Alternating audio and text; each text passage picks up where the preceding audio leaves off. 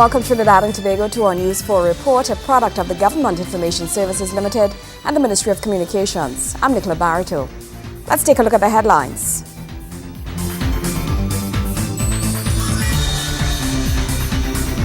The Emancipation Support Committee will receive $4 million to aid with Emancipation celebrations. The Communications Minister is sending a message to community members to step up and take responsibility for their environment. And Trinidad and Tobago is now home to the first ever research and treatment center in Ayurvedic medicine in the region. Thank you for joining us. The Emancipation Support Committee will receive $4 million to aid with Emancipation celebrations. This has been revealed by Minister of Arts and Multiculturalism, Dr. The Honorable Lincoln Douglas. Dr. Douglas says this was made possible by the Honorable Prime Minister Kamla Persad-Bissessar, whose office also contributed to the fund. He also dismissed comments that the government was not treating emancipation with the importance it deserves. I am happy to report that we have found we have allocated $4 million for the Emancipation Support Committee. $2 million of that will come from my ministry, the Ministry of Arts and Multiculturalism, and $2 million of that will come from the Office of the Prime Minister. Emancipation celebrations, like all the other festivals, whether it's Eid, Diwali, or Christmas, we consider to be very important for the cultural life of this nation. Emancipation celebrations begin on July 27th with the opening of the Lij Yasu Omawali Emancipation Village. The village is located on the southern grounds of the Queen's Park Savannah just outside of the grandstand. The opening will be signaled by a concert performance by David Rudder. Entrance to the village is free and the village is open from 10 a.m. to 10 p.m. every day until Emancipation Day on August 1st. Prime Minister the Honorable Kamla Persad-Bissessar is praising the Superior Police Youth Club for their contribution in developing an efficient crime-fighting model. Mrs. Persad-Bissessar was speaking at a Thanksgiving Mass held by the Youth Club to celebrate 1 year of existence. The model that you pioneers have created is one which works. A model where community activities and partnerships between our law enforcement personnel, our parents and our children can in fact have lasting positive impacts. The members of the Superior Police Youth Club came in for praise from Prime Minister Kamla Persad-Bissessar and the Minister of National Security, the Honorable Jack Warner, as they celebrated their first anniversary. The young men and women in the club, ages 5 to 25, were told by the National Security Minister that they should stand proud of their accomplishments. He also insists that they continue to play their part in turning this country into a better place. Put your achievements on a lampstand. Put your achievements where it can be seen by others, young people. Stand up and be proud and be counted. Let your discipline, let your self-esteem, let your self-respect, let your love and understanding, let all of these things be infectious, be contagious, and let it spread throughout this land. And therefore, I conclude by saying, if we do these things, then, and only then, we can turn to God and say, God, bless our nation. We can say to God that He allowed the love that we possess to bind us and make us one nation in love and unity. Minister Warner is promising that funding will be made available to police youth groups. So I come here to you today with the good news that better days are coming, when all of you will get funding, when we devise a system and a plan to make you and your organization viable, when police stations shall open for you 24 hours around the clock, and when your club shall have a life of its own. Meanwhile, Prime Minister Persad-Bissessar is issuing a call to Trinidadians to support groups such as the police youth clubs. She says that while a lot of persons are doing what they can, more support is still needed. A lot of good work is taking place. A lot of good work is being facilitated by people who are content with the reward of knowing their efforts are making a positive difference. I would ask all NGOs, parents, community groups, CBOs, the churches, and yes, indeed, the media, to assist and support organizations such as the Superior Police Youth Club. The members of the Superior Police Youth Club were also given some great news by the Prime Minister. My office will invite you to the diplomatic residence with your team the Separia Police Youth Club to dine with the Prime Minister. Gregory McBurney, News 4. News 4 continues after the break.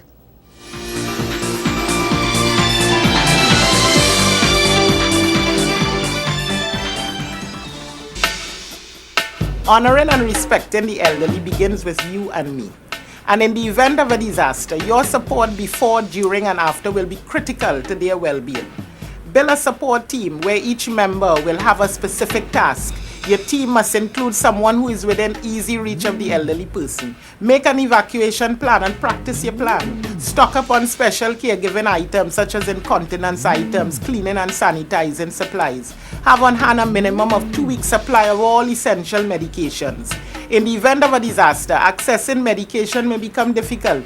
Keep testing and insulin supplies that do not require refrigeration for diabetics. Secure all medical supplies in a clean, waterproof, easy-to-carry container. Keep a list of medication, caregiving instruction, doctors' names, and contact information. In case an elderly person is relocated to a shelter, this information is vital to their continued care. Dehydration is a serious health problem for older adults. Store at least 1 gallon per person per day. Store at least 3 days worth. Consider special dietary needs when stocking up on food supplies. Safeguard important documents and provide an ID bracelet or necklace to persons with special needs, such as persons with Alzheimer's disease. Remember, disaster readiness and preparedness begins with you and me. A message from the Ministry of National Security, Office of Disaster Preparedness and Management.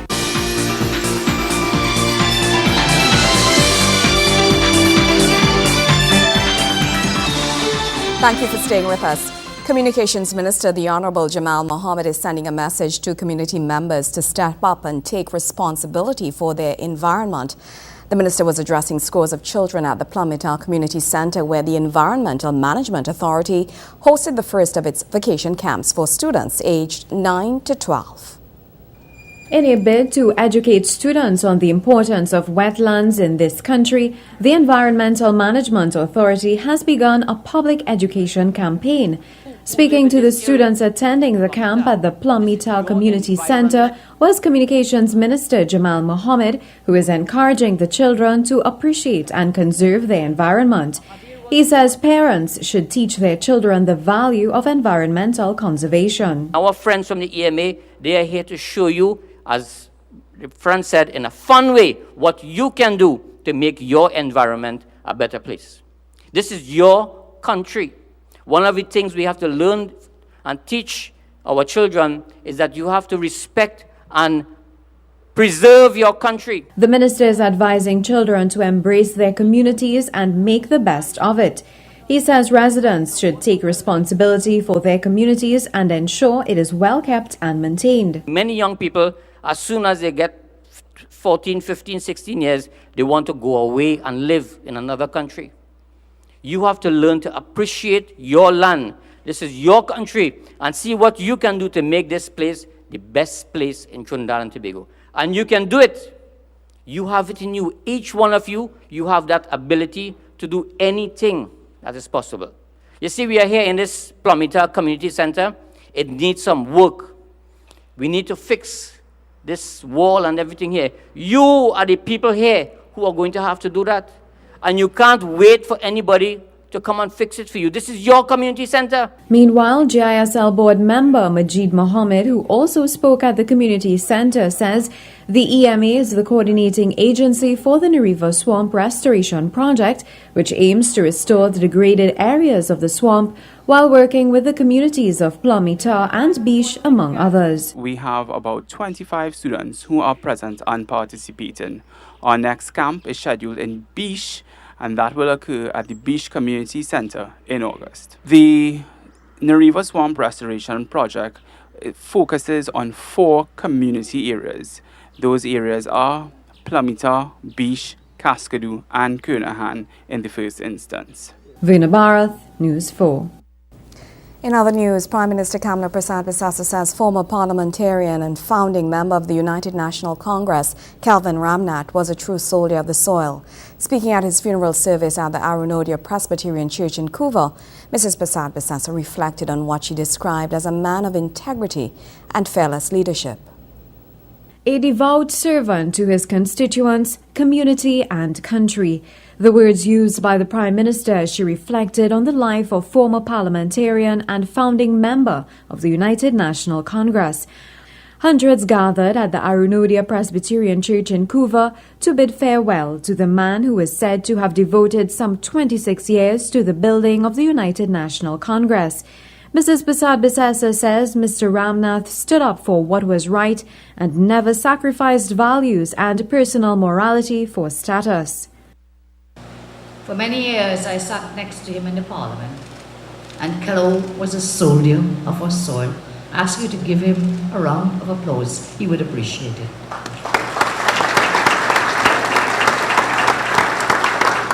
And to say, and I repeat, I am very saddened by his untimely passing. That will be an understatement, given the contribution he has made to our country, to national politics, to United National Congress, to parliamentary debates, to the passing of legislation, to the defense of those who needed a strong and determined individual to represent and defend them against wrongdoing, in whichever way such wrongdoing manifested itself. If ever there was a politician who feared none and who was prepared to personally sacrifice in whatever way was necessary to ensure justice, to ensure fairness, to ensure equality, prevailed for people regardless of race, regardless of religion, regardless of ethnicity, that man was Kelvin Ramnath, and we must herald him. In his own life, Kello would choose to lose political office rather than stoop to conquer. In this way, he was a very proud man because he understood the meaning of holding personal dignity.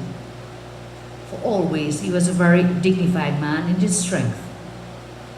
It was more about a man who valued his self-respect. In all of this, he also gave respect where it was deserved. As much as Kelvin served in Parliament on the government benches and then on the opposition benches, he also contributed in no small way to pushing the UNC into government. The Prime Minister adds that Mr. Ramnath fought hard for the United National Congress during its more challenging years. He labored in opposition, but he was never disillusioned. Being a man of strong faith and undaunted belief in the cause for which the ULF, the Club 88 and the UNC stood. It was during some of the darkest hours of the opposition that Kelvin always shone very brightly.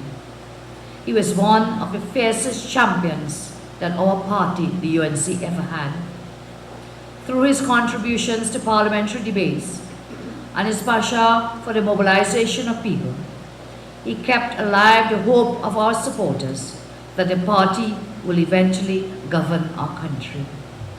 He lived to see this dream come true in 2010, and when asked to serve, he accepted with humility the position of chairman of the Environmental Management Authority, a position he held until his passing. Vuna Bharat, News 4. Wayne Cunningham has a sport report right after the break.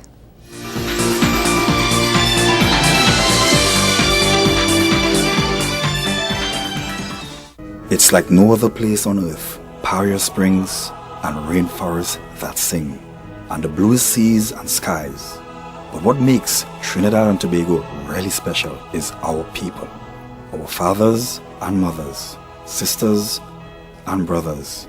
We're aunts and uncles, neighbors and cousins, and we are officers of a new police service as well. A new service of the 21st century, the police service of tomorrow. It's different from the old model, and what it is really is a deployment model.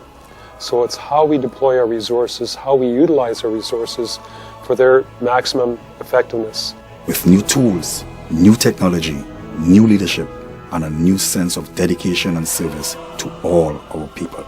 In the coming weeks, we'll air a series of half-hour specials to show you how we have been re-equipped with new computers, new communication systems, and new rapid response teams so we can respond with speed and precision.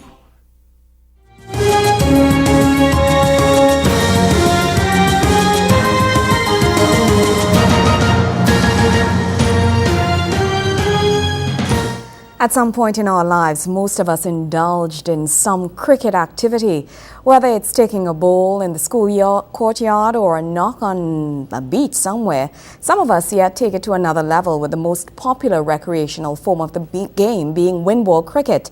Team members from the CPEP company recently displayed their prowess at this form of the game in a day of fun and competition. Wayne Cunningham has more. Camden Sports Ground in Couva was abuzz with activity on the final day of competition in the CPEP Company Limited Cricket Cup 2012. Teams have been competing since the launch of the tournament in June, and it came down to 8 on the final day, featuring 4 male and 4 female outfits in semi-final competition. Aside from the cricket, it was a day filled with family fun and excitement, which fostered a great sense of team spirit as well as camaraderie.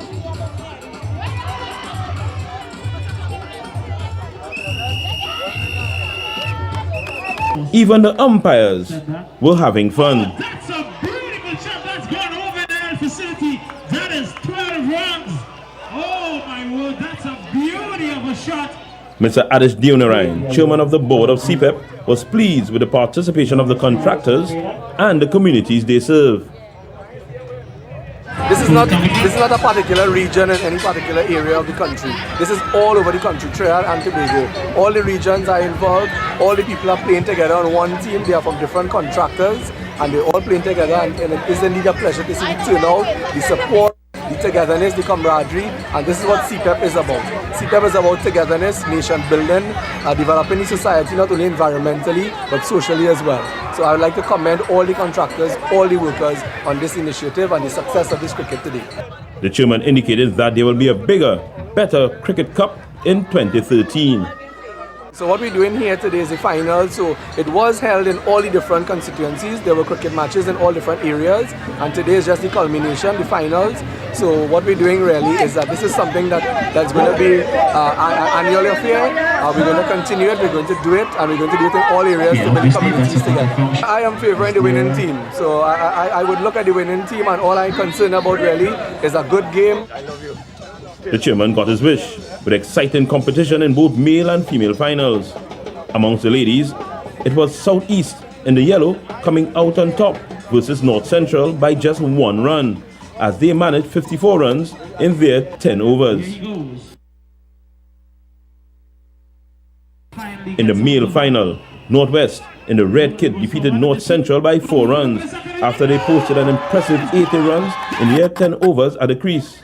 They were quite good all round, displaying some good feeling and unique bowling techniques.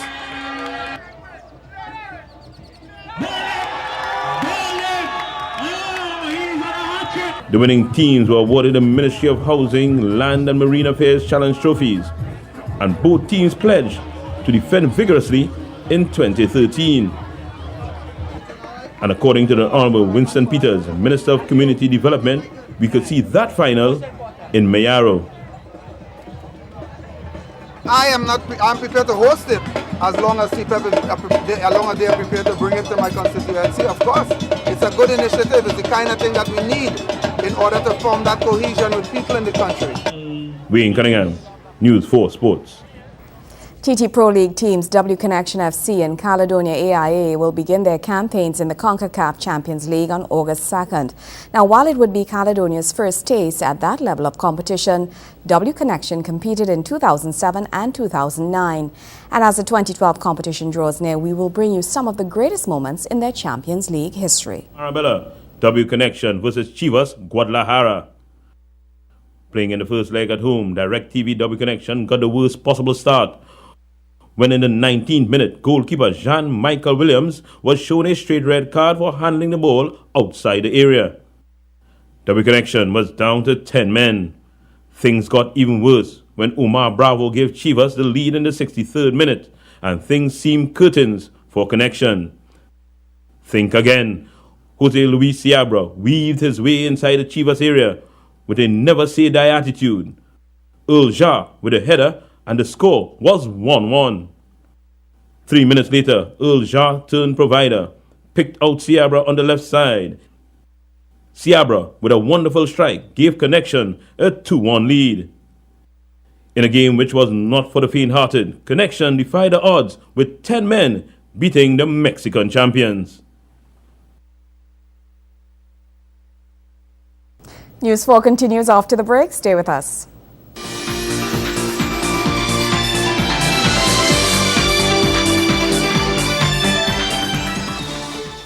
We are reporting from communities across the country. People are calling Nalis Libraries their library. Tell me, why is Nalis your library? My library is where I can have fun learning. My library is helping me earn better grades with online research resources. My library is my gateway to the world of information. My library is providing access to the differently abled. As a visually impaired person, I can envision limitless possibilities. My library is making my world truly worldwide with free internet access. My library is helping me keep an eye on my health with access to the virtual health library via the Nalis website.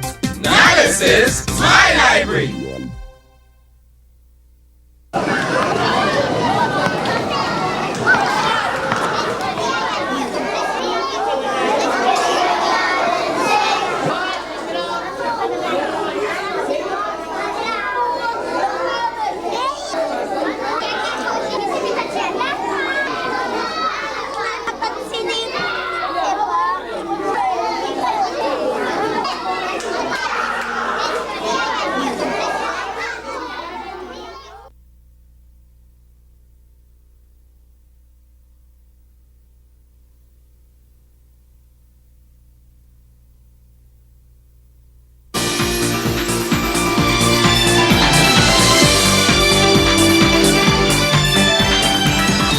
Welcome back. Trinidad and Tobago is now home to the first ever research and treatment center in Ayurvedic medicine in the region. The center, opened by the High Commissioner of India and based at the consulate in Port of Spain, comes months after the Prime Minister visited India and established relations with businesses and government officials for the creation of new enterprises in Trinidad and Tobago.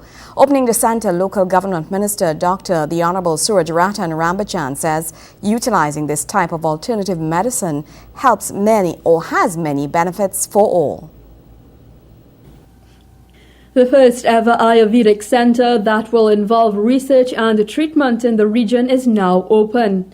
The centre, which will be based at the Indian High Commissioner office located on Victoria Avenue, Port of Spain, comes following months of planning and discussions between this country and representatives from India.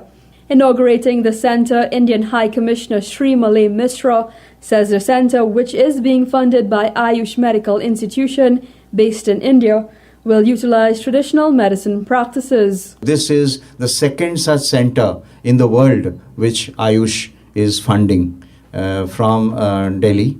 After Malaysia, we have one such centre in the Indian Embassy in Malaysia, and we are the second to have this kind of a centre.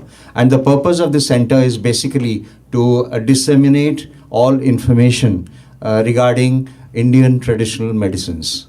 And as my colleague Sunita just pointed out, we have 5 branches of, you can say, medicine or areas which acronymed as Ayush. A for Ayurveda, Y for Yoga, U for Unani, S for Siddha, and H for Homeopathy. And all of them are treated as traditional medicine. Ayurvedic medicine is a form of traditional medicine native to India, as well as an alternative medicine that utilizes plant-based medicines and treatments. Local Government Minister Surajratan Rambachan notes many benefits were to be derived from the opening of the centre in Trinidad and Tobago. In the long run, they will be less harmful to the body than the formulations that we take now in terms of the prescribed medicines. So from that point of view, I think there's a lot of advantage with the Ayurvedic system. Ayurvedic practitioner Dr. Anusha Vadiswaran explains that all medicines utilized have been given the clearance by the authorities in India as safe for use. We have clinical trials going on at various levels across different research institutes in India, and all of them are answerable to the Central Council of Research. In the pharma industry, we have a lot of question on standardization and efficacy of most of the herbal products used. So GMP, or good manufacturing practices, has been made mandatory across all Ayurvedic pharmacies in India. We have standardization of raw materials as well as finished products, and these come under section T. And all these have been explained in the pharmacopoeia of Ayurvedic medicines, which has been given by the Government of India.